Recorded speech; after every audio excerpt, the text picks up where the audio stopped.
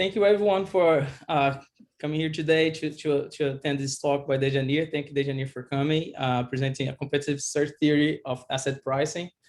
I'll just go a little bit over our rules and our next speaker. So we are going to have in about 2 weeks, Gianna Rampini to come here, give you a talk on constraint efficient capital reallocation. The format of our talks is basically 60 minutes.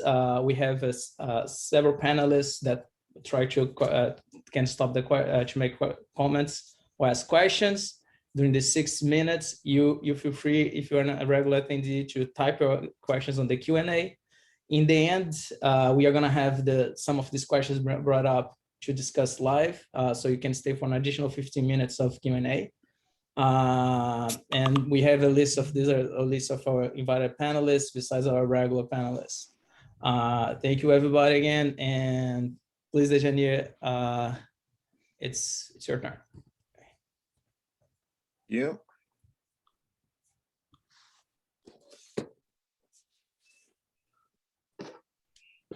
All right, so thanks for the organizer for inviting me. It's a pleasure to be here. So this is joint work with Mahyar Kargar and Juan Pasadore.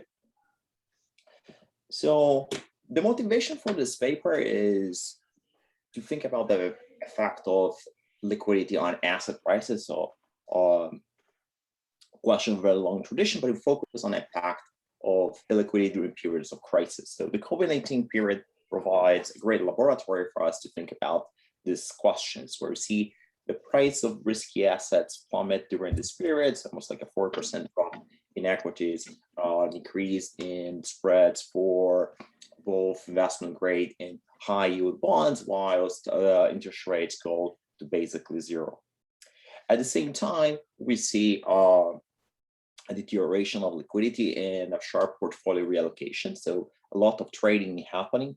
Here we're zooming in on the corporate bond market. So this is data from Trace. So you can see on the left panel how volume and trade increased by about roughly 40% during this period for corporate bonds.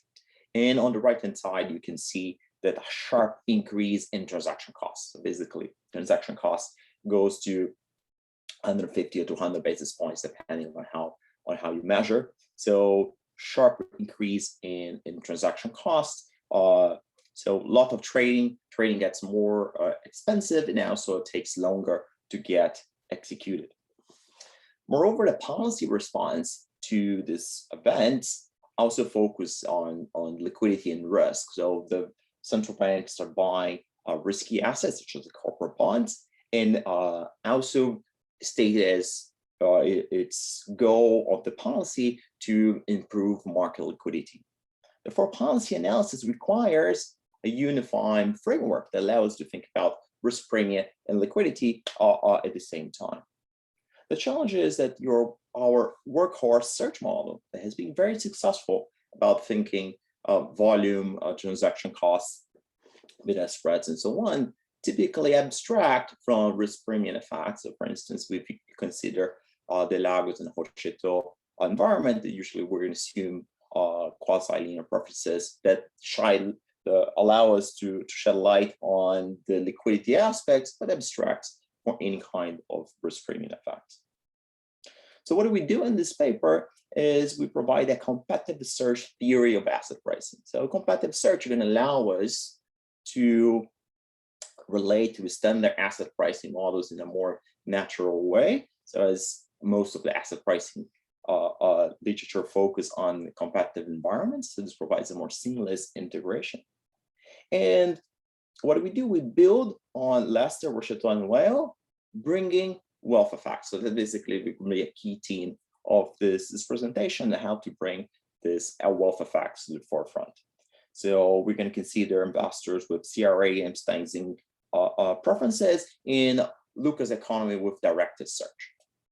And then what this is going to deliver us, it's going to be a role for the joint distribution of wealth and portfolio shares. Pretty much as in much of the macrofinance literature, where the wealth distribution is the key state variable, and also with most of the search literature where the portfolio shares play an important role. obtaining tractability in a problem like this is crucial, so as the problem becomes quite challenging pretty fast. And we're going to use what we're calling here the state global perturbation techniques. So this is going to allow us to obtain asymptotic closed form expressions for asset prices, trading, and liquidity costs, allow us to expect the mechanism and understand the role of these frictions, how does that transmit to asset prices in trading. So we're going to derive 3 lessons regarding trading, asset prices, and liquidity. So we're going to find that how much an investor trades is going to depend on the distance of your current portfolio to a Mertonian target. So in particular, the asset valuation, that's usually a primitive in most of our search models, and going to depend here on the distance of the portfolio of your portfolio share to a Mertonian or a frictionless target. We find that investors who are further away from their target, they tend to trade more aggressively and choose faster trades.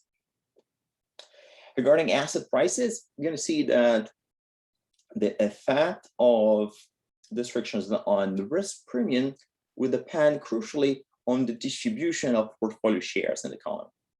In particular, we find that it's going to be the portfolio asymmetry is going to give rise to risk premium amplification, and portfolio dispersion is going to lead to a decline in interest rates and a flight to safety phenomenon. I'm going to define both of these concepts very clearly later on in the talk. So what I mean by asymmetry and dispersion. Or we'll find that the increase in portfolio dispersion, differences in portfolio shares lead to an increase in trading volume, trading costs, and trading delays. And we provide a calibration at the end where we show the model is able to match the market reaction to the COVID-19 crisis.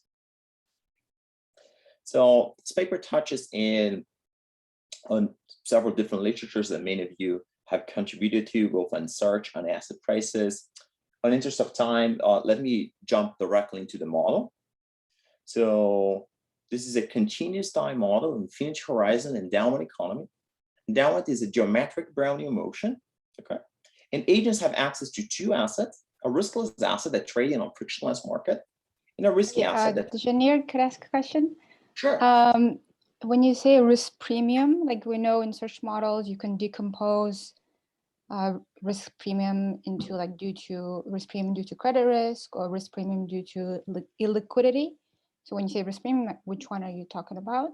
So basically, think a bit here, basically compensation for holding this aggregate risk. I think this is going to become clear later on. You're going to see how the frictions interact with this. So basically what I mean here by risk premium effects is how much this risky assets are going to pay on average relative to a riskless asset. You're going to see how does that depend on the standard asset pricing element, risk and risk aversion, and how much does that depend on the search theoretical frictions. Okay. And then would you be able to clarify how much of the results you mentioned are, specific to your setting that existing search models wouldn't be able to generate? Yeah, so some of them, look familiar, I would say. Okay, so let me give you a sharp contrast, for instance, for this one. I think the interest rate, I think it's quite different. Most of the literature don't look at the interest rate.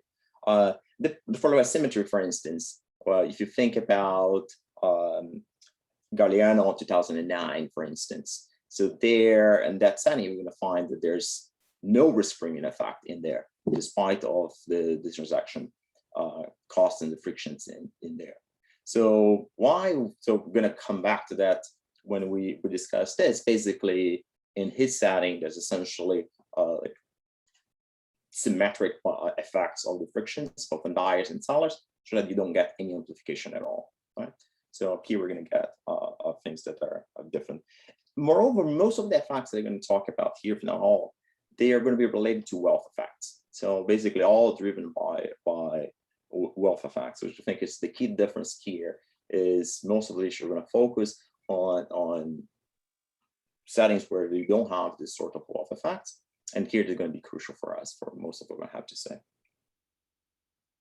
So markets, like I said, so you riskless and risky asset. Up until this point, everything is as standard as we could make. So trading, that's where we get some frictions. We have investors and dealers. Okay, investors are going to face frictions in the market for the risky asset. Going to be bilateral trading intermediated by capacity constraint dealers.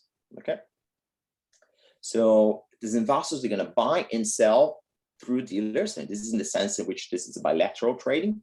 Dealers are going to be risk neutral. They hold no inventory and have a continuous access to the interdealer market, pretty much like in the spirit of Dejanir Peterson selling. The interdealer price PT evolves according to a diffusion process that you need to determine in equilibrium.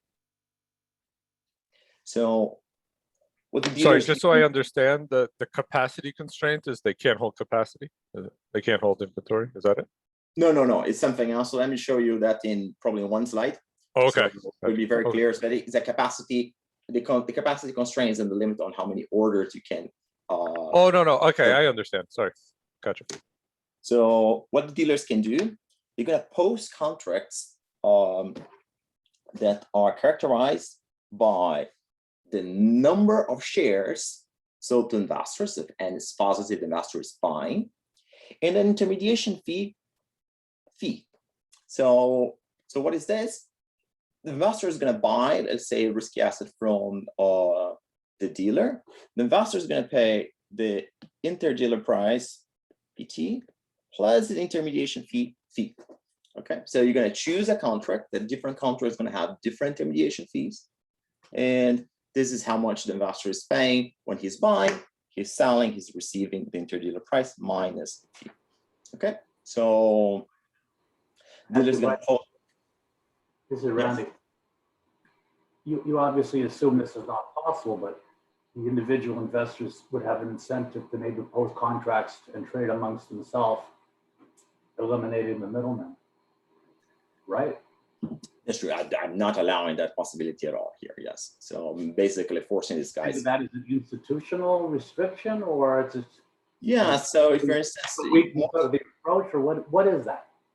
So most of our application at the end is going to be to our corporate bonds, and I think this describes relatively well the way this bonds are actually traded. A lot of this trade is actually intermediated to dealers. Great. That should be an equilibrium outcome, though. I say should. It would be nice.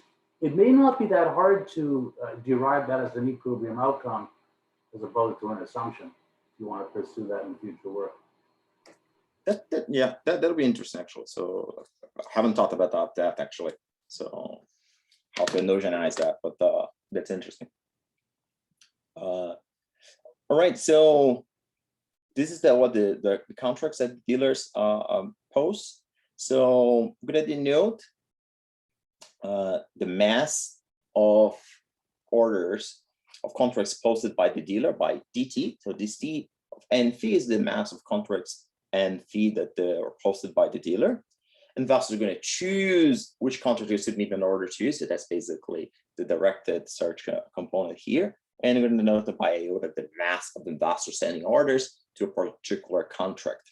Okay, so the number of meets that are between investors and dealers is going to be determined by constant returns to scale matching function.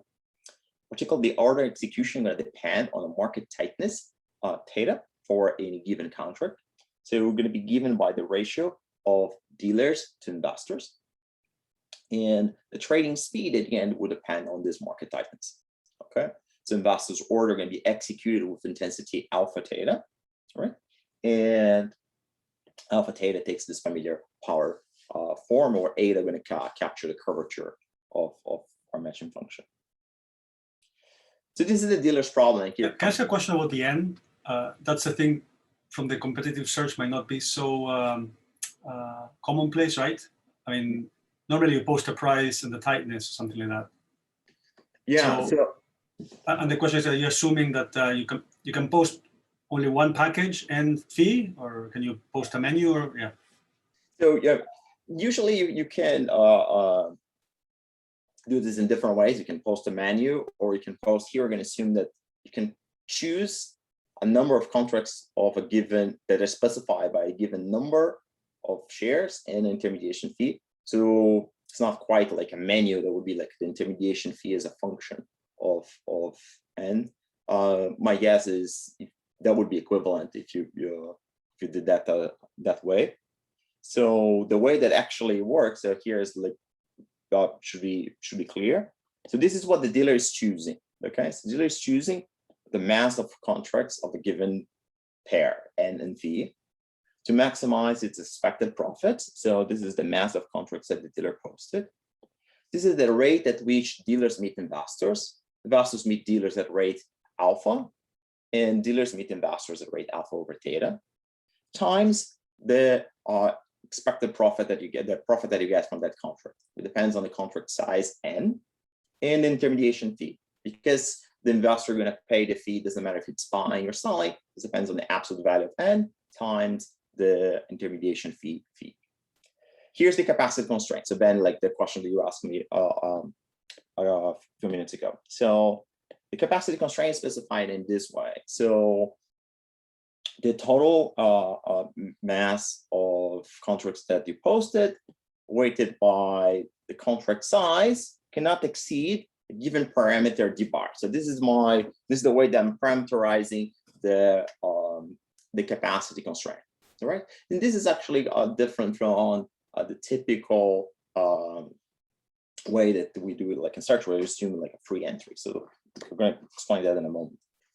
So this is essentially linear problem on the mass. So what the dealer is going to do is going to equalize the expected profit for each one of these contracts across all active contracts. So this object right here is the Lagrange multiplier on the capacity constraint. Okay, so this is gonna denote what we call the dealer's value. This is a Lagrange multiplier right here, and going to pin down the profitability of dealers in equilibrium, right? So if you were to assume free entry, what would happen is we're going to assume that there's some entry cost. The dealer's value would be pinned down by the entry cost, so VD would be constant, and the actual mass of dealers would vary. So you think the capacity would vary in such a way that the dealer's profitability would be constant. Here we're going to flip that over. So why we're doing that? Because we're interested in the short run crisis period, right? So a shock comes, there's a lot of demand for trading, and you have a fixed pipe that you have to, or the orders have to go through, right? So in the long run, it may be a better assumption to allow for free entry. In the short run, we think that's a better approximation to allow this capacity to be fixed, and it's going to be important to many of our results later on.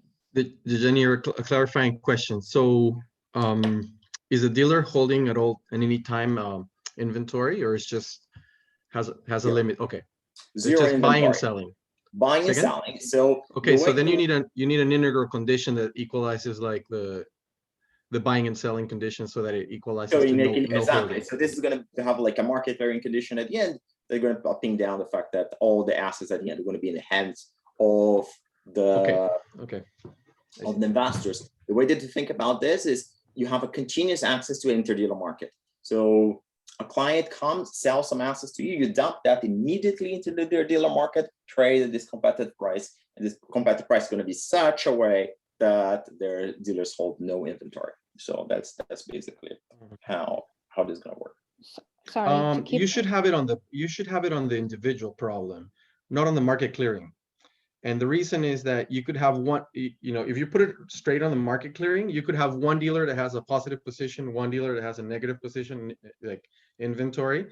The two add up to zero. So in the market clearing condition, so the way you're equalizing both sides, but you have to have it at the individual level, I think, as well. Here, basically, they look all like identical here, right? So I know it won't matter, but I think you should have it on the individual problem, on the dealer's problem. So there's an extra condition on those Ds, such that in equilibrium, the the flow side. I know that you have a representative dealer, so in the end, it doesn't matter. But I think to Yeah. be mathematically correct, you should post it in the dealer's problem. Okay, let's talk about that later. Okay. So this is the investor's problem. Okay, so let's shift to the investor. Dejanir, sorry to interrupt. Go ahead. So can you come back to the idea? I don't want to go too much into this, but Yeah. I think there is some evidence, you correct me if I'm wrong, that like some of the investors move to like customer to customer trade. It's kind of a slow down trade. So you interpret this as the D is slowing down the trade volume, or you're just not want to capture that, and that's something that you're not going to talk about? So yeah, I'm going to talk a little bit about trading speed later on. Here in the model, I'm going to keep this D bar fixed all the time. So basically, I'm not going to play with the D bar at all. The way the action is going to come from somewhere else, is going to come from investors. I'm going to show you in a moment. The way to think about this and connect it to COVID, I think, especially for the period before the central bank intervention, I think this is mostly fine, where we don't see actually a lot of inventory build up, especially until the central bank started intervening. After that, then we start seeing some build up, and I think it's important to relax this and try to think about problem with dealers' inventory. Whereas the first natural step was make the dealers as simple as we could make, and focus on the behavior of the investors, try to understand what's going on there. Okay. So here are the investors. So here, this is supposed to be looking as standard as possible from like the portfolio or asset pricing perspective. So investors problem look like this. It's CRA preferences. Here are state variables. First state variable is wealth. Again, the way they're defining wealth here is the value of your riskless bonds plus the value of your risky assets as assessed at the interdealer market. If you want, this is the market to market using the interdealer market. Why we're doing this, again, to make this look as much as possible as a standard Mertonian type of problem. So now in contrast to the Mertonian problem, we'll have an additional state variable, which is the number of shares that investors start the period with. So in the Mertonian problem, how much you start the period doesn't really matter. You jump directly to your desired portfolio. That's basically a control variable. It's not a state. Here this becomes a state. And X is going to be the aggregate state variable. We're going to determine the dynamics in this economy. We're going to see later on it's going to be related to the joint distribution of wealth and shares later on. What do investors choose? They choose consumption and where to submit that order to. So choose the number of shares and the intermediation fee. Okay. So here's the law of motion for the investor's problem. So we get the interest rate plus a risk premium pi. There's a quadratic. Sorry, we have like a really interesting chat going on about what's going on in the dealers, just to understand it better, how the setup works. Okay. So one question is, do you get any kind of exposed heterogeneity among dealers, or should we or are they identical? So again, they start the period identical. They get some assets from the investors, dump into the market right away, and then end up the period with no assets at all. Right. So but it's not like they always with zero positions, right? Right. So they have identical inventory, but is there a sense to which where some dealers are offering different distribution of contracts somehow to clients, and another dealer is offering very different distribution of N and fees? Or would they be inequally identical?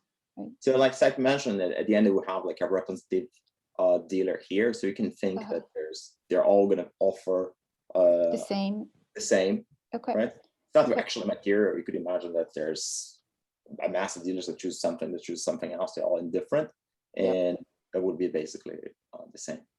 Okay, and then, but I think like if you interpret all the dealer sector as represented as one representative dealer, then it doesn't really make sense to talk about inter-dealer prices, no?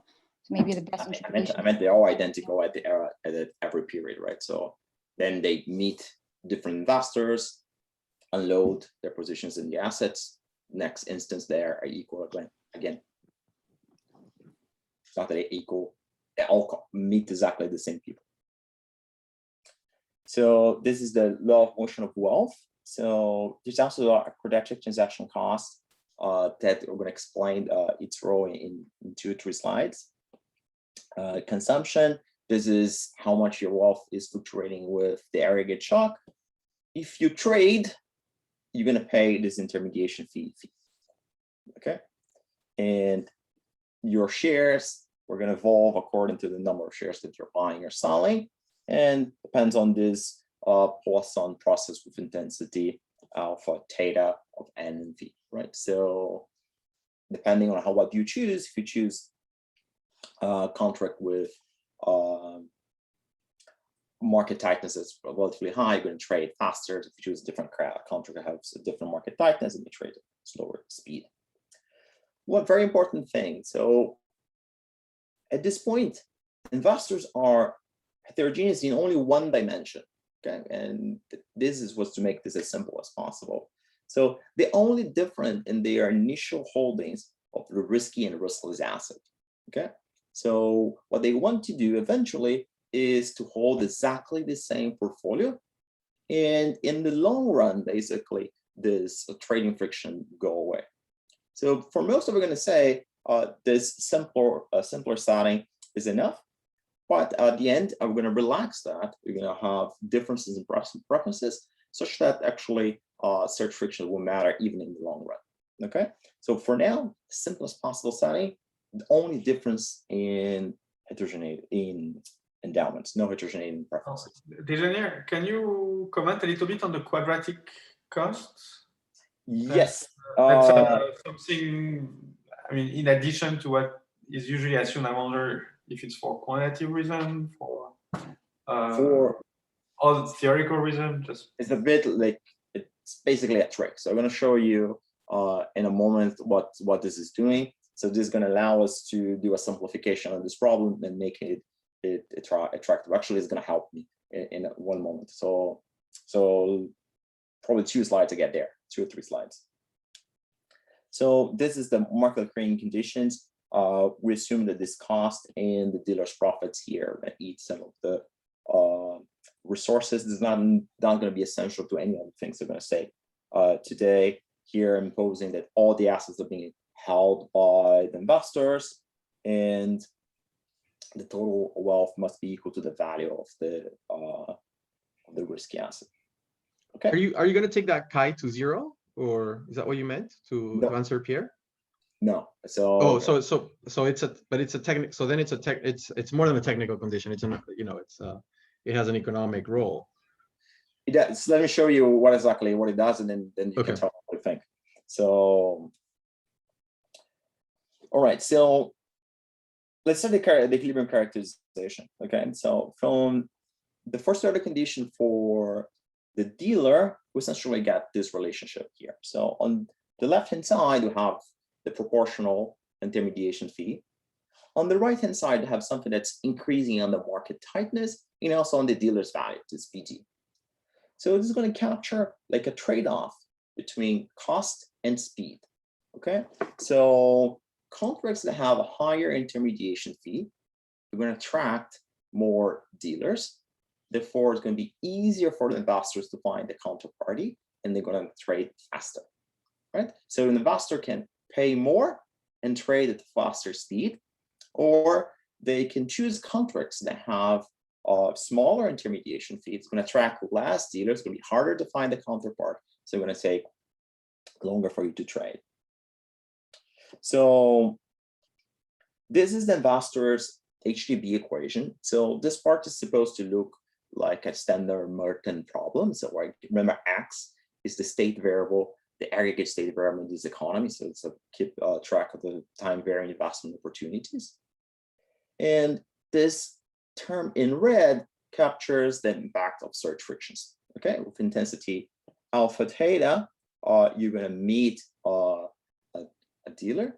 Okay, and you're going to switch types. So basically, you're going to pay the intermediation fee. So here I'm using this condition right here to replace the intermediation fee by the market tightness, such that at the end, investors is essentially choosing the number of shares and the market tightness.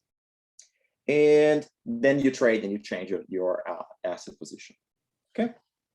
So for expositions reasons, and this basically we relax in the paper. I don't think I have time to relax here today. We're going to do like a big family assumption. We're going to assume there's two types of families. One, family one and family two. And you pool this order execution risk within each family, and you're going to trade, and these two families are going to trade. So this is going to allow me to keep the problem with limited heterogeneity for now, basically two types. In the paper, we do the relaxed assumption, or basically the aggregate state variable going to be a distribution, and we show how to handle that as well. So when I make this assumption, so basically going to replace this finite difference by derivatives. That's basically what it's going to do. And here where what I said, this is like technical thing.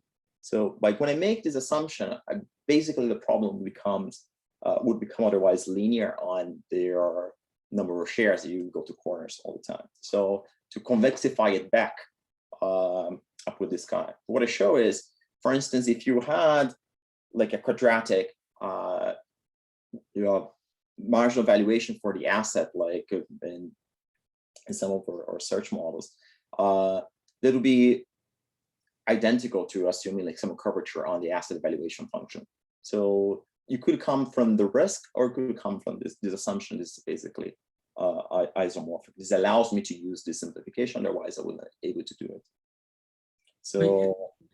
Dejanir, I mean, I think that step is key. I mean, I think it's the heart of the approach. So you have a big family assumption, gets rid of the wealth distribution, and at the same time you have individual risk aversion, and you can see that in that second derivative with respect to W. Yeah. So how are the two reconciled? So I mean, I'm part of a big family, yet I bear some idiosyncratic risk. So here I'm basically going away with the idiosyncratic risk. Okay. So what I'm saying is, if you allow for idiosyncratic risk, that idiosyncratic risk is small. Basically, what's going to happen is you're going to have like a quadratic term, very much like this. So it's, if you want chi, could stand in for your aversion to this idiosyncratic risk, that at the end of things would be quite similar. So, but this way I don't have to keep track of the distribution per type. So I just have like two types. So that's basically one key simplification. But in the paper, so you have two families. You have only two families. That's the key. I have two families. Okay. Families. Two. Okay. So otherwise the problem would go away, basically. Yeah. Okay. So can you explain? So it's not like it's an aggregation result. It's more like you simplify the problem to have two types, and that's it. No, you're not using exactly. You oftentimes use one big family, aggregate everything, and get rid of it. So here is two. I wouldn't call it big family assumption, just two types. Okay, fair enough. Shigo. Yeah, so can I just clarify? Go ahead. Okay, thank you. On the red part, which is a simplification, or it's a this the one red here? part where you transform to the linear in N. Yeah. Yeah, I think this is mostly a simplification, and like I mentioned in the paper, we show how to do it without this assumption as well. So for now, think mostly as it's a tractability and exposition mostly. It's Okay, so that should hold when N is relatively small, I guess. Is that right? With the logic, like I'm trying to follow. It's you can show that, for instance, depending on, we're going to do like a perturbation of this problem. Okay, you're going to do the perturbation anyway. I see. Okay. Yes, exactly. So because even this problem is going to be hard. You're going to see. Yeah, understand. So Dejanir, can I just ask like one clarifying question? Even with two, sorry, I think I missed something here. Even with two families, it would seem here that the distribution of which family has which asset would start to become a state variable, right? You will. I'm not seeing that in your equations. So can you clarify? X, I'm going to tell you this in a moment. It's all inside this X. You can see this X here. So this X is going to be the joint distribution of wealth and shares. So this, you're definitely right. This is going to matter. This is going to be our state variable. I'm calling X the vector of capturing the joint distribution of wealth and shares. So basically, it's going to be how much of the wealth is in the hands of family one, how much of the assets in the hands of family one. That's exactly what X is, and that's exactly your intuition. Okay, thanks. Automatic condition for consumption is standard. This is the key object, is omega. So what is this? So this is the ratio of the marginal utility of one extra unit of the asset of marginal utility of wealth. So think of two polar cases first. If you have like a Hamiltonian problem, S is not the state variable there. You could just jump whatever portfolio you want. VS is 0 in that case. In the standard search, you have a quasi-linear preferences. The marginal utility of wealth is equal to 1, and omega is essentially the marginal utility of the asset. Okay, so this nests the two cases for. Given omega, I'm able to characterize everything else. So the market tightness, in particular, would depend this omega. The larger it is, the higher the market tightness, the more, the faster you trade, and the more you pay. How much you trade would depend on this omega and the trading fee. One interesting thing is this is a problem with proportional transaction costs. You pay if you buy, you pay if you sell. Normally what we get is like an action region. If the marginal gains from trade is sufficiently small, basically you don't trade at all. So this is not what happens here. So why is that? Because on the directed search, we can choose which contract to submit an order to. So even if your gains from trade is sufficiently small, we can always choose a contract that's relatively cheap. It's going to take a longer time for you to get executed, but it's better than not trading. So what it's going to do is, despite of the proportional transaction cost, you're going to get continuous trading. Basically, it's going to have the tractability of the continuous trading problems, no inaction region at all, and still being able to talk about proportional transaction costs. Okay, so we have a bid-ask spreads in here. Does does that depend on the big family assumption? This result? No, not really, not really. So basically, it depends on your ability to be able to choose the contract. Okay, so the key then is this omega. So who this guy is? So basically, this omega is the present discounted value of the deviations of your actual portfolio share to a target. So what is this target? This target is the Mertonian portfolio share. This is exactly the formula that you would get in Merton. Okay, so this is exactly the formula you get from Merton. This is like the myopic and the hedging components. And you can see this as an alternative market foundation for the asset margin valuation function in the search. So usually we assume an asset valuation function, perhaps motivated by some kind of hedging motive. Here provides an alternative one that connects your asset valuation to how far your portfolio is to this Mertonian portfolio share. So this allows us to derive our first lesson. So basically, your trading speed, your order size are both increasing on this omega object, and omega depends on the present discounted value of the distance to your target, your Mertonian target. Okay, this object is also crucial to determine the trading costs in this economy. You can see that larger is omega, higher is going to be the trading fee that you're going to pay in equilibrium. You're going to choose contracts that are more expensive, but allows you to trade faster. Dealer's value is going to be increasing on the dispersion. This is like a convex function of these omegas. So basically, higher dispersion of these omegas, one's very positive, one's very negative. So more demand for trading, given the capacity, higher profitability of dealers in equilibrium. Here, you can relate this object, this omega, also to the risk premium in this economy. We're going to have like this, if you want, liquidity adjusted consumption CAPM. So if omega is equal to 0, as in standard Merton, so the risk premium is given by the standard consumption CAPM formula. Here is going to depend also on the distribution of this omega across the different types. Okay.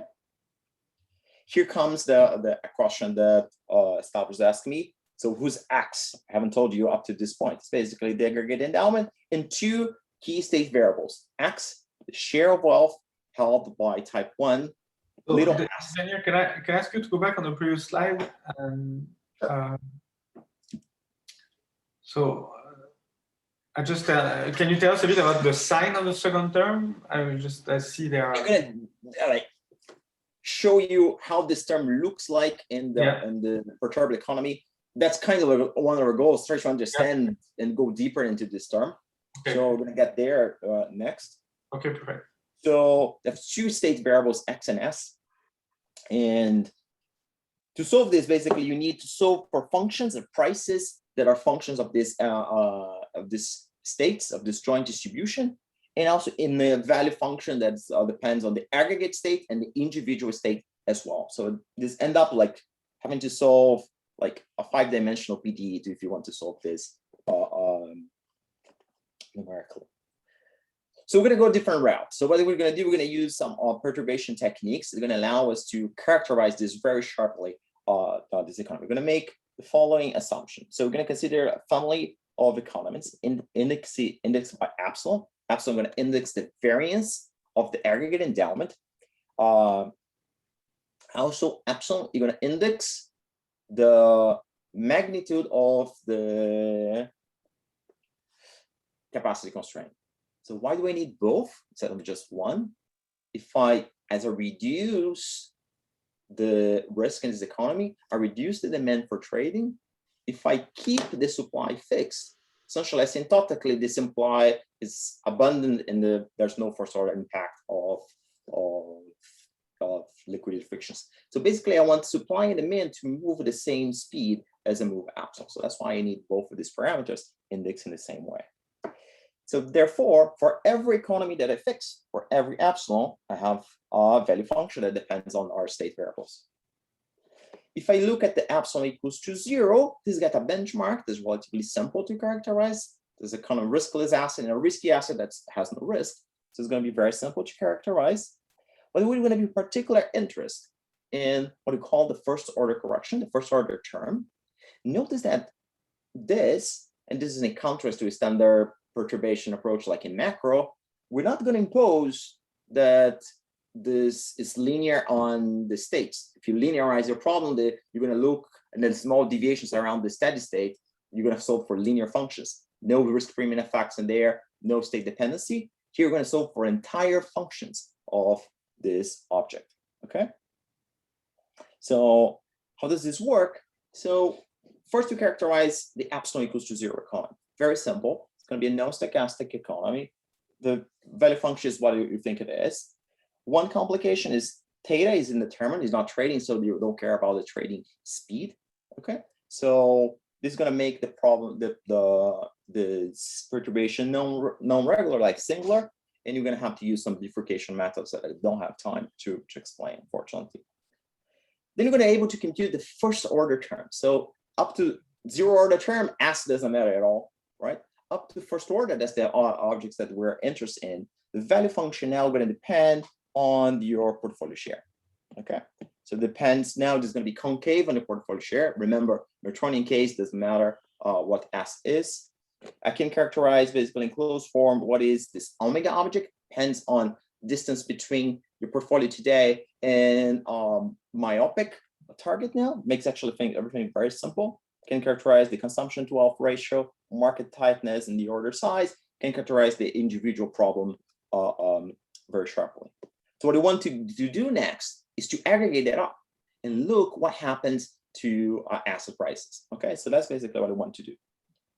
First, we're going to get the demand for shares in this economy. The demand for shares in the economy is going to take this shape. Notice that I'm plotting things against the risk premium. So the demand is upward sloping because not against the price, it's against the risk premium.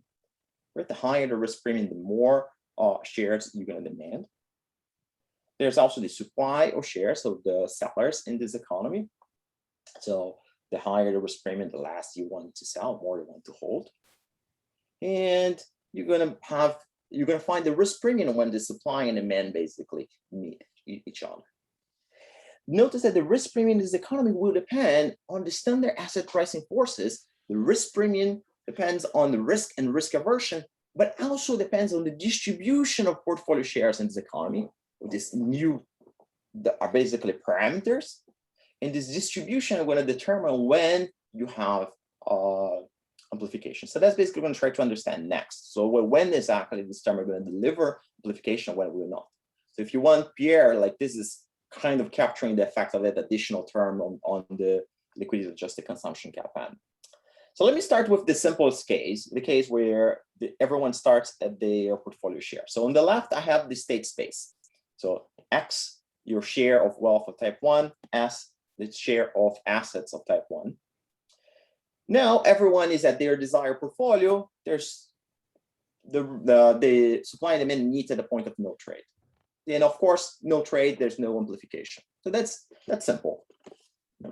Also, there's a situation where there's trade, there's demand for trading, but there's no risk premium effect. So this is in the spirit of a Galliano 2009, if you want. So imagine now that one type has a portfolio share of 1.5 and the other one has a portfolio share at 0.5. There's dispersion in portfolio holdings, but they are symmetric. Okay, they're equally distant. Despite of this, you get basically no amplification. So supply and demand meet at a point exactly where the risk premium is still given by gamma sigma square. So why is that? So basically what's going on is sellers really dislike this asset, so that then create some selling pressure, then to push the price down and the risk premium up. Buyers have the opposite incentive.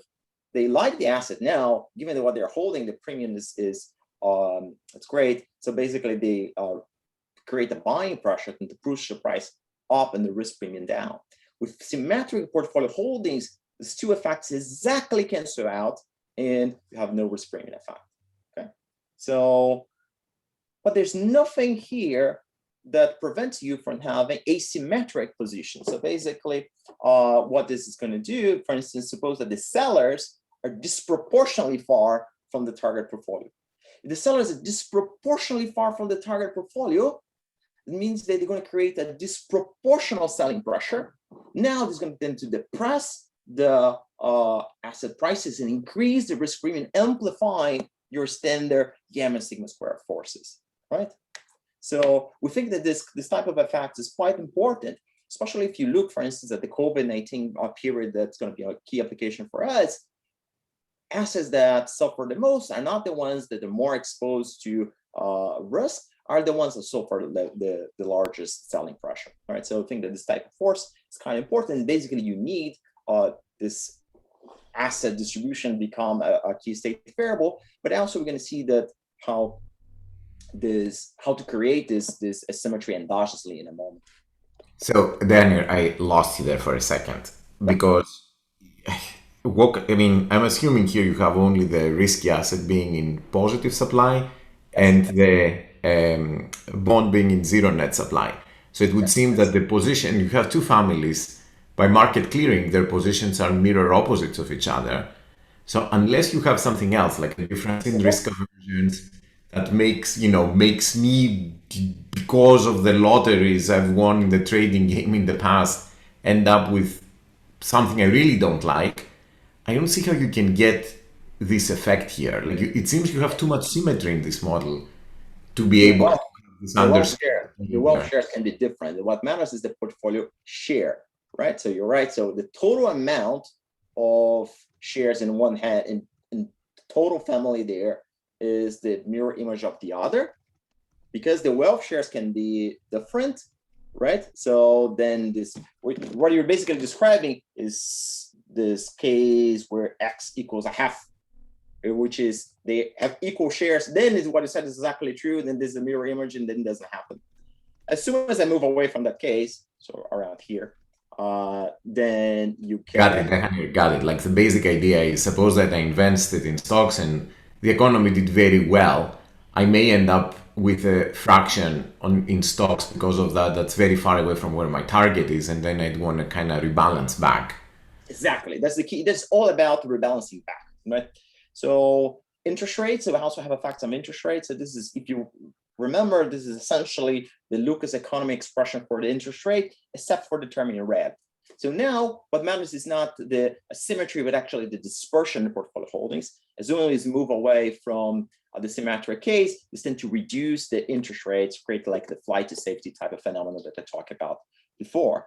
So let me show you what happens with the trading variables here, right? So what I'm showing you here. So focus on the orange line. So you have 50% of the assets, but you have a lot less of the wealth. So you're lever up, right? So really exposed to risk. So when you're far away from your target, basically trading volume increase, dealers value increase, bid-ask spread increase, and trading delays, the average time it takes for you to trade, it also increases. Okay, so let me tell you a little bit about the trading delays. So the trading delays, essentially two forces are going on here. On the one hand, given the dealer's value, you want to trade faster, not slower, because the farther away you are from your target portfolio, you want to trade faster to get back. On the other hand, there's no way that everyone can trade more and faster at the same time, given the capacity. Therefore, trading costs have to endogenously increase so much that investors choose the contracts that take longer. So a little bit on the spirit of the evidence that Bruno pointed out at the beginning, you switch to contracts that basically take longer time to trade and are relatively cheaper. Okay. Another point I want to make here is everything that I said up until now was, if I have a symmetry in portfolios, so the sellers are disproportionately far from the target compared to buyers, or if you have dispersion, so they don't have the same portfolio, so this creates an increase in risk premium, decrease in interest rates, increase in volume, transaction costs, trading delays, and so on. But who tells me that I actually have an increase in asymmetry and dispersion exactly in bad times, exactly like in a COVID type of period? What we're showing here is that the asymmetry and dispersion depends on your portfolios, that depends on the state variables that behave endogenously here. So we can look what happens after a negative shock. How does that affect the asymmetry and dispersion? The key is that this is the diffusion term, the exposure of asymmetry and dispersion to shocks, aggregate shocks. See, this is negative, meaning negative shocks tend to increase endogenously asymmetry and dispersion. So the story is a big shock comes, this tends to increase asymmetry and dispersion in portfolios. You're far away from your target. You want to rebalance, like Stavros said, you want to trade back to your desired portfolio. There's a limited capacity. You cannot do that immediately. It tends to increase risk premium, depress interest rates, and create the rising liquidity that we mentioned. And the last few minutes that I have, I want to go back to a point that I mentioned, that is, this is a model as it is of transient illiquidity. If I give enough time, this guy is eventually going to converge to the desired target. So what is this? Is the drift and diffusion of the state variables. So you see that if you start here, you start to move towards a half. If you're here, you move towards a half, and eventually you get there. And as soon as you get there, this is absorbing state. Nothing changes after you get to the desired point where everyone holds the same portfolio share. So liquidity goes away, and illiquidity goes away in the long run.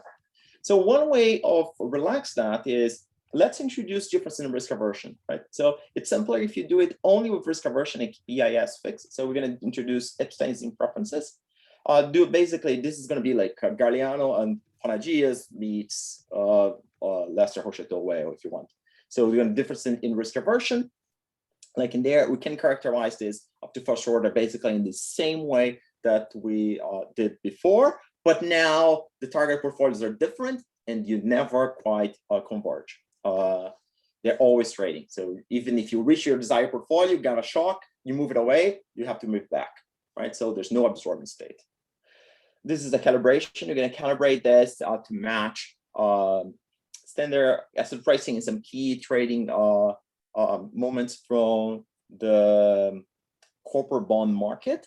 Okay, so basically have to match the concavity of the matching function. So like the trading objects here, the concavity of the matching function, the portfolio adjustment parameter, the alpha and the bar.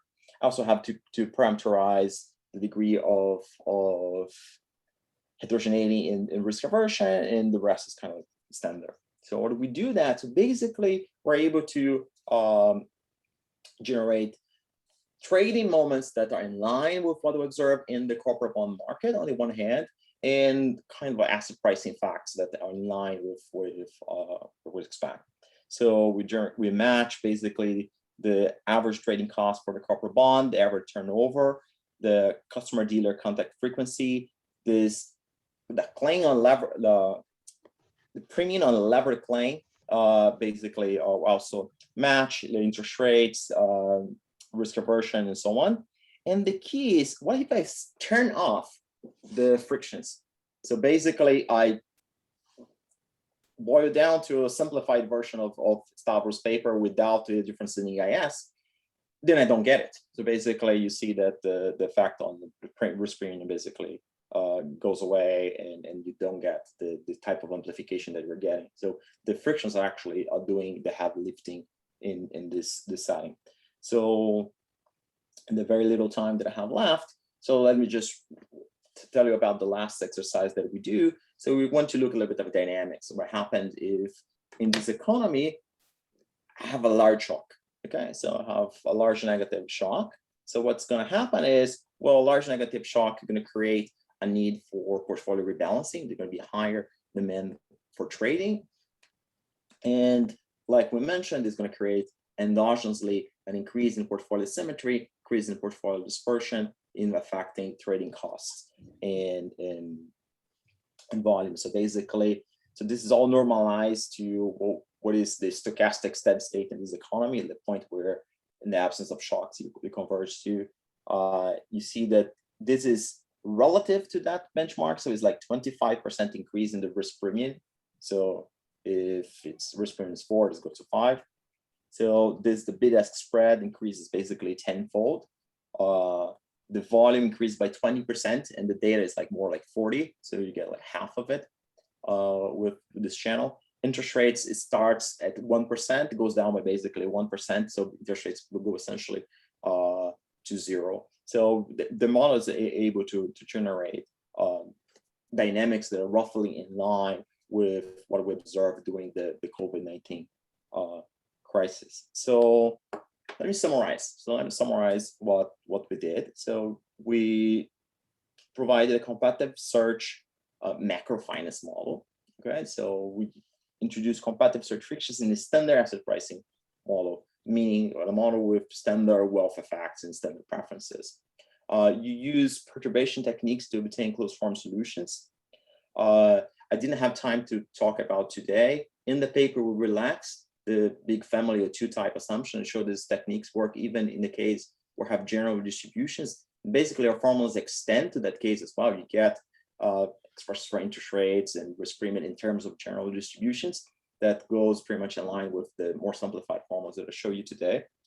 This highlights the importance of trading flows and having this portfolio positions as key state variables. We see that interest rate, risk premium, didn't have time to talk about volatility today. We'll have that in the paper as well. And implications have implications for volume, bid-ask spreads, and trading delays.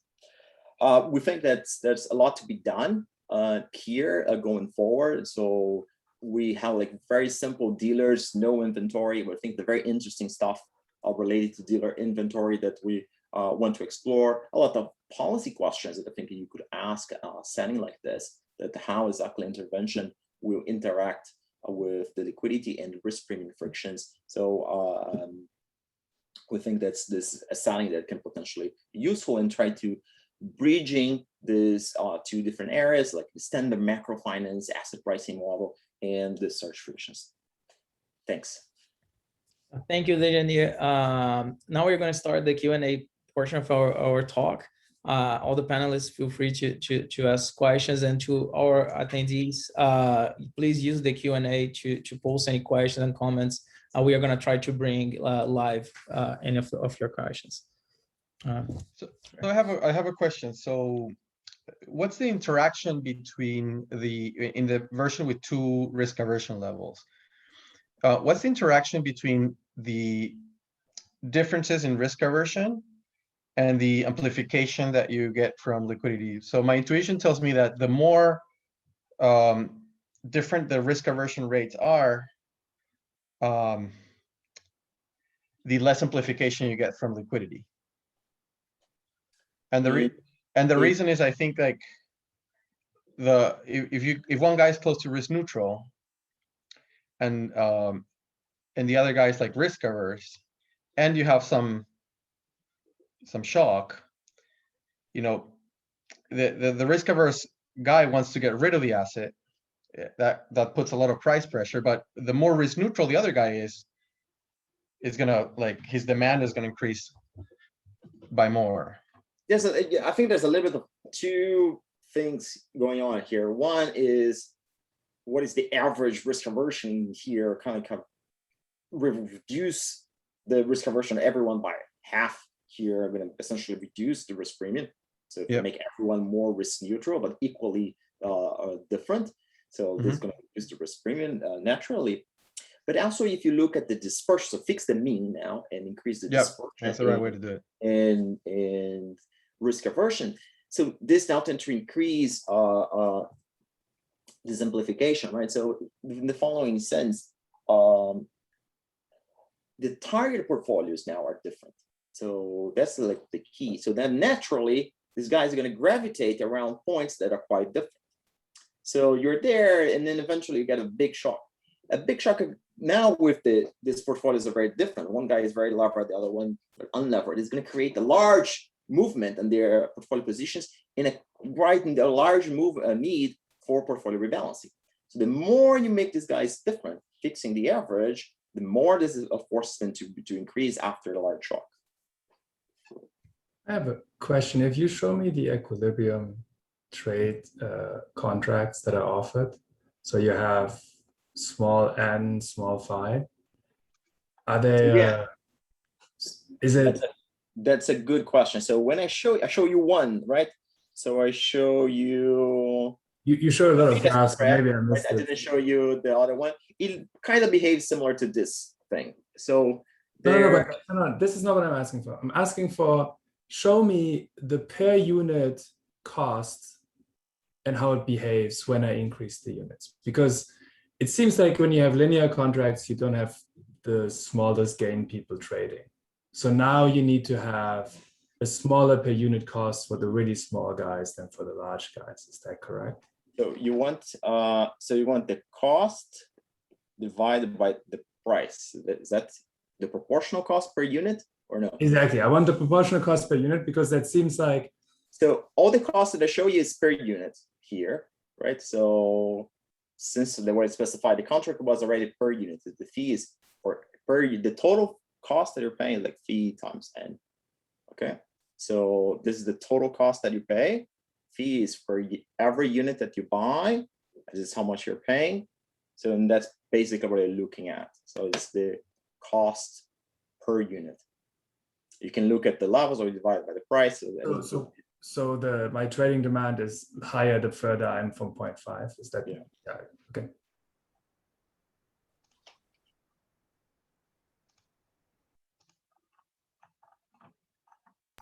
So guys, this is like really impressive what you managed to solve here. So kudos for that. There's no question. It's a pretty impressive model. Can I just like make a suggestion for presentational mostly purposes, both for like, you know, giving talks and for the paper itself? It would be nice to disentangle how much just comes from the fact that you took like a standard asset pricing model and you put transactions costs in it, from what comes out of like the competitive search. Because when you guys started the presentation, there was basically an explosion of questions about how do we think about these dealers and this and that. And in the end, once I see where you guys got at the end, when I see like the bottom line results you wanted to highlight, a good chunk of those could have been gotten in a model with heterogeneous preferences, where you just like slap on some transactions cost. Now, how to specify these transactions costs? You're going to make them fixed, proportional, quadratic, what have you. That's a whole different issue. I don't want to go into that. But like the point is that I think like it seems to be two papers here.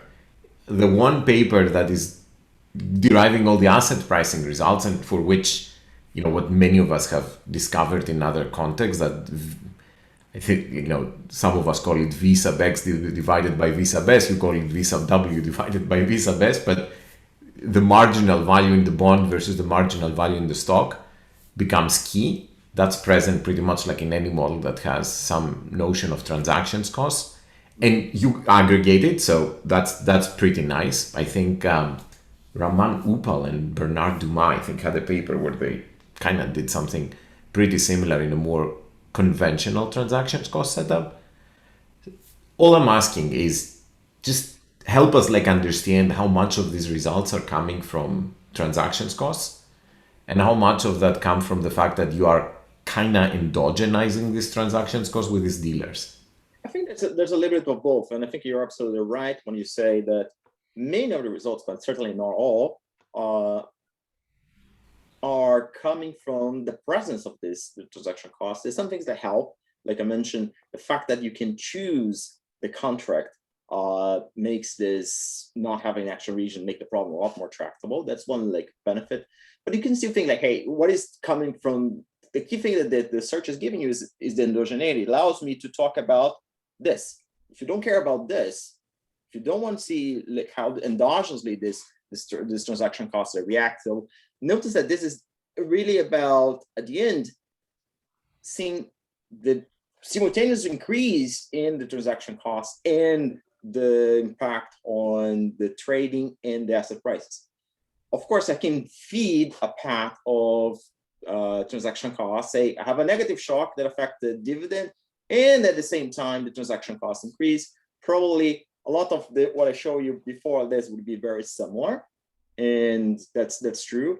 I think that one nice thing about this is showing how a single shock is driving everything. So, but if you want to as a first approximation in your mind, you want to understand what's driving one versus the other, is the search allows me, besides the action region thing, allows me to talk about the endogeneity of the transaction cost, that we think it's nice and it's quite important as well.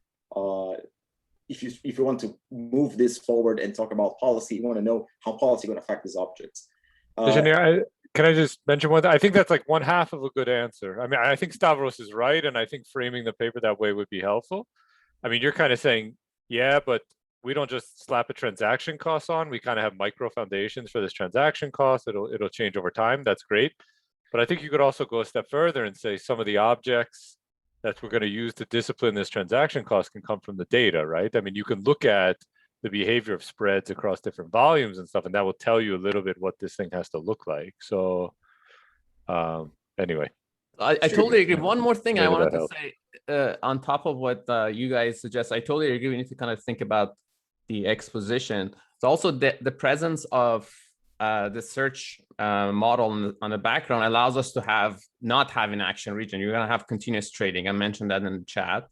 Another thing is that we provide some micro foundation for the asset valuation. In the search model, there's just some exogenous way that creates motive for trade. Here, there's this difference from the Merton target creates a motive for trade. There's also a micro foundation for this kind of search model. So on top of that, this is also some implications of having a search model on the background. So I think now I understood what you replied in the chat. I'm sorry, I almost replied to the opposite of what you were saying about the inaction region. So basically what you guys are saying is that even if you just put regular quadratic adjustment costs in the portfolio with a marginal cost of 0 at 0, that would not be enough to get continuous trading in a more conventional setup? Notice that here we have both, right? So at the end, the key here is this allows us to have a bid-ask spread in no inaction region. So I think that's what Maher was saying. So of course, if you get rid of the bid-ask spread, for instance in Galeano Peterson on the quadratic cost paper, there's continuous trading, but there's no bid-ask spread. Here we can have both. That's the key. You can have bid-ask spread that, again, it was important and increased a lot during this period. So it's not something that we can simply ignore.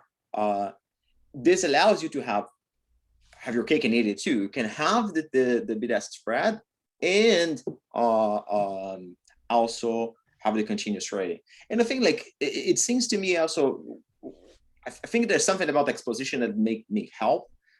I'm not sure whether the search by itself is complicating the actual problem that much. Again, having transaction costs in an exogenous way. For instance, if I don't allow you to choose your contract, will probably make this more harder, not easier. So Dejanir, I think like what you guys are saying, let me try to put it in different terms. I don't think that like the bid-ask spread, I mean, if I think kind of brute force about this problem, a bid-ask spread in an individual person's problem, if I just were to formulate it like as the old Constantinidis paper, a bid-ask spread will prevent people from trading continuously. So I think there must be something you guys are doing with the representative families here that is getting around that and gets you continuous trading despite the... That's exactly the point here. So like, look at this. So suppose that you cannot choose the contract, meaning theta is given to you. You cannot choose to trade faster or slower. You're given a contract and that's it. There's some cost of it that's fixed. This would be like Constantinidis. That's exactly that point. Suppose that this is the gains from trade. Suppose this omega is sufficiently small. If omega is sufficiently small, you wouldn't want to buy or sell. Theta is exogenous, and that's what would happen. That's what would create an action region. Here is like where I'm struggling a little bit, because you must be making some assumption that within the family. So here's the thing, like typically in a Constantinidis style model, if that omega is not sufficiently far away from where you want it to be, you're not going to do anything. And then like somehow you're saying then the whole family is not going to do anything. But here in your model, you're saying that because of this assumption of the competitive dealer, and that's kind of what you're saying the contribution of this is that despite the fact that the family in a Constantinidis style setup might not want to do something, individually the members are doing something. Yeah, but that's where I'd like to understand the intuition for how exactly. I think that the family is not key for this. So the idea is the following. Even here I have a family. Suppose that I don't allow you to choose theta. Theta is not a choice variable, it's given to you. So this is the transaction cost. This is transaction cost. If it's this exogenous to you, you do have an action region. So basically what this equation is telling you, this omega is sufficiently small, you don't trade. However, theta is endogenous. So the Constantinidis cost there is fixed. You cannot do anything about it. Here you can. How can you do something about it? You choose the contract that we're sending the order to. By sending contracts that are relatively cheaper, even though they may take longer to get executed, you're still going to get a positive benefit of trading. Fix whatever positive gains from trade that you have, choose a sufficiently cheap contract, and that's a beneficial. So that's the key. The key is not the family, is the option of choosing a contract that's sufficiently cheap, that's beneficial to trade, even if omega is quite small. In Constantinidis, this option does not exist. There's completely exogenous. So eventually you just stop trading. That's so you're saying, let me try to. Can I interject? So maybe an alternative way to think about it is from the dealer side. Any positive surplus trade, the dealer will try to capture it. And if nobody's targeting those families with a very small gain from trade, some dealer will offer a really high fee and try to get them Exactly. Ricardo, that's exactly what's going on. Exactly. Yeah. That makes me think that you could perhaps dispense the and going back to Stavros's question, perhaps dispense the quadratic transaction just by taking a limit, not throwing it straight away, but take the limit as chi goes to 0 and work with that problem. I don't, that chi and alpha must converge at some rate. So you guys are saying the following. Let me just try it one more time, and maybe I'm confused about something very basic here. Take a standard asset pricing model and put quadratic adjustment cost on the portfolio with don't put like fixed, don't put proportional, just quadratic with 0 cost at 0, but possibly asymmetric. So you're hitting that 0 like with two different like slopes, so to say. So would that not give you what you guys need? I mean, I'm like shooting from the hip here. I'm shooting from the hip. I realize that. So let me answer the easier version of your question. Kill the proportional cost. That's basically making this guy 0. Then only quadratic, then that's basically I think what you have in mind. Then you have continuous trading. That we know, right? So with quadratic, you have continuous trading.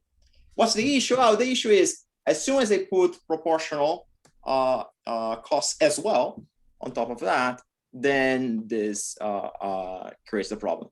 The thing is with search in this way, like Ricardo was saying, that now the dealers have an incentive to basically get some of that surplus. Got it. Okay, thanks. That was very helpful.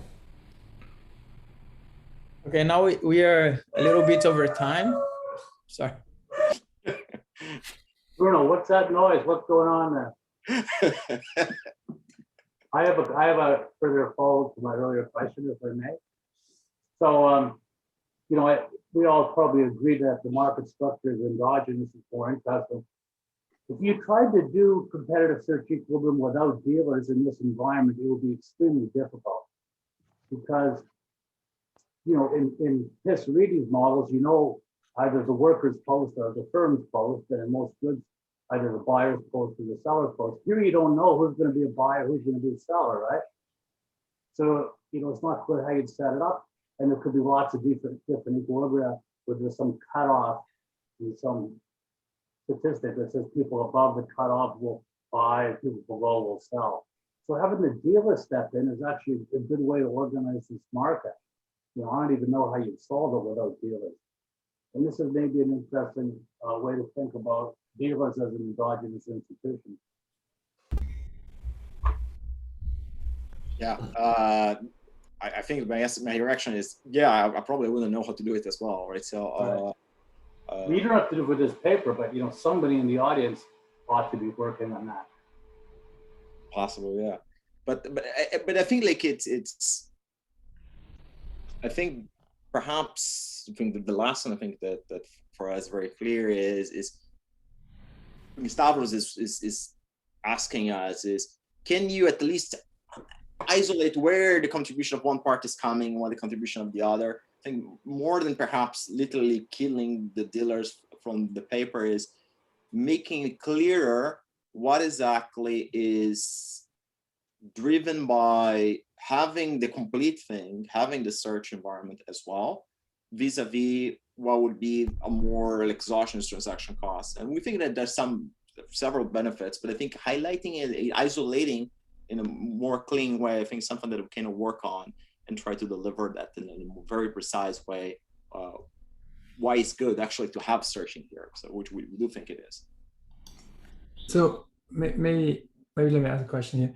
It seems that with the big family assumption, you're killing a lot of what the search model would give you, because in the search model you have like all the cross-sectional execution differences that would lead to rich heterogeneity. And with the large family assumption, you're getting closer to what Stavros said, looked a bit more like, you know, like one part of the family executes at this speed, the other executes at that speed. So it's really, I feel like there's a lot of richness you can get, heterogeneity generating wise, from the search model that you're kind of not showing, at least in this presentation. Is that correct? I'm so happy that you asked that. Sorry. Yeah. Basically, here's a glimpse of what happens when it relaxes assumption. Okay, so now we don't have one X and one S anymore. We have an entire joint distribution, that's object G here, of what is the portfolio share and the wealth share of each one of these investors. There's no big family assumption whatsoever being done here. Some expressions get a bit more complicated. Some others get basically natural generalizations, what I showed you before. So let me highlight these two, for instance, that are relatively simple. The interest rate effect, for instance, in the general case, looks like this, which is, if you remember before, I have two types that would depend on the sum of the squares of this portfolio shares. Here, kind of weighted by the wealth share. Here's kind of like similar, but now I have this entire distribution. And kind of similar for the dealer's value. Let me tell you where I think that is really some new different things with the more general case vis-a-vis the case with the two types.